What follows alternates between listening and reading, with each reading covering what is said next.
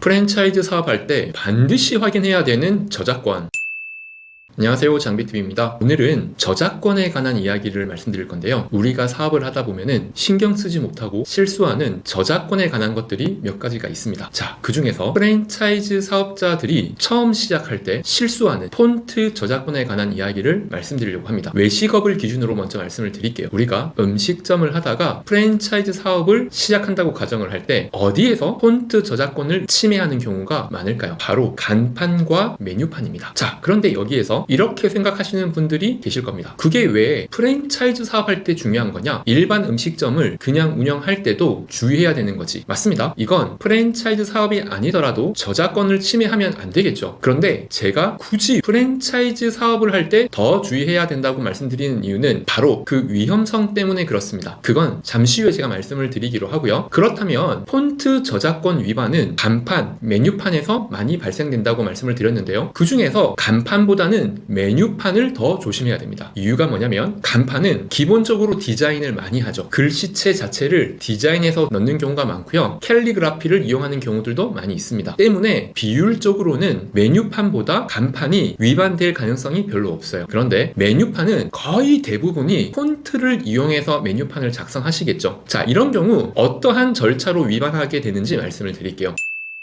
음식점을 하나 차렸습니다. 메뉴판을 만들겠죠. 메뉴판을 북으로 만들거나 벽에 붙이는 형태로 많이 이용을 하실 건데요. 그런 메뉴판들을 누구에게 많이 의뢰하게 되냐면요. 바로 간판 회사입니다. 간판 회사에서는 보통 메뉴판을 보내주시면 저희가 디자인해서 작성해 드릴게요. 디자인해 드릴게요. 이렇게 이야기를 하죠. 그러면 간판을 의뢰하는 겸 메뉴판을 만드는 경우들이 많습니다. 그런데 간판 회사들은 대체로 소규모로 운영되는 경우들이 많습니다. 때문에 그런 소소한 메뉴판 디자인 같은 경우는 여러 가지 폰트를 다운받아서 만드는 경우들이 있는데 간혹 저작권을 생각 못하고 메뉴판을 만드는 경우들이 있습니다. 그렇게 저작권을 침해한 메뉴판이 만들어지면 그것은 고객의 가게에 비치가 되거나 부착이 되겠죠. 나쁜 의도는 없지만 실수할 가능성이 있습니다. 자, 그럼 이런 경우 내가 저작권 위반이 될 수 있겠구나 하는 이해를 하셨죠. 그런데 앞서 말씀드린 것처럼 왜 개인 매장보다 프랜차이즈가 더 위험하냐, 이 부분에 대한 설명은 이제부터 드리겠습니다. 바로 개인 매장일 때는 시비를 당하거나 손해배상 당할 경우가 비율적으로 적어요. 확률적으로 낮습니다. 왜 그럴까요? 우선 그 부분 말씀드리기 전에 한 가지 명심할 부분은 저작권이라는 것은 당연히 지켜줘야 되는 거겠죠. 꼭 시비를 당하거나 손해배상을 당한 것 때문에 하는 것이 아니라 타인의 권리를 존중을 해주시는 게 기본입니다. 하지만 개인 매장을 운영하는 경우, 자, 내가 메뉴판에 쓴 그 글씨체가 누군가의 저작권을 침해했다라고 가정을 했을 때 그 저작권을 가지고 있는 분들이 자기의 폰트라는 것을 알 가능성이 얼마나 높을까요? 높지 않겠죠. 알기가 쉽지 않습니다. 그런데 프랜차이즈 사업을 하게 되면 유명해질 거잖아요. 가맹점이 몇십 개, 몇백 개 오픈을 하게 되면 이 브랜드의 인지도가 높아지겠죠. 그 매장에 들어가 있는 메뉴판의 폰트 저작권이 제3자의 저작권 있는 폰트라고 한다면 그 저작권자가 이 브랜드를 알 가능성이 높아지겠죠. 그러면 자연스럽게 검색을 해봅니다. 검색을 했을 때 네이버 지도에 뭐가 나오죠? 그 매장의 메뉴판이 어딘가에 있는 사진에 찍혀서 나옵니다. 그러면 그 저작권자가 알게 될 가능성이 굉장히 큽니다. 그런 경우는 저작권을 침해했다고 내용 증명을 보내거나 손해배상 청구를 할 수도 있습니다. 개인 매장은 상대적으로 덜 하죠. 왜냐? 알 가능성도 높지 않지만 알게 되더라도 손해배상 해봐야 그거 얼마 받을 수 있을 거라고. 악의적인 저작권 헌터들은 일부러 기다리기도 합니다. 작은 프랜차이즈 회사가 이미 저작권을 침해했어요. 저작권 헌터들은 이걸 보고 일부러 소송하지 않습니다. 시비 걸지 않아요. 왜? 이 브랜드가 더 크길 바랍니다. 당연히 합의금을 많이 받기 위한 목적일 수도 있어요. 그렇기 때문에 프랜차이즈 본사는 저작권에 관련된 타겟이 될 가능성이 있습니다. 이해하셨죠? 자, 그러면 이미 나는 매장을 오픈을 했고 여러 개의 가맹점이 있는 상황에서 내 폰트, 내가 사용하고 있는 글씨, 이것들이 저작권을 침해했는지 어떻게 알 수가 있을까요? 그 방법 지금부터 설명드리겠습니다.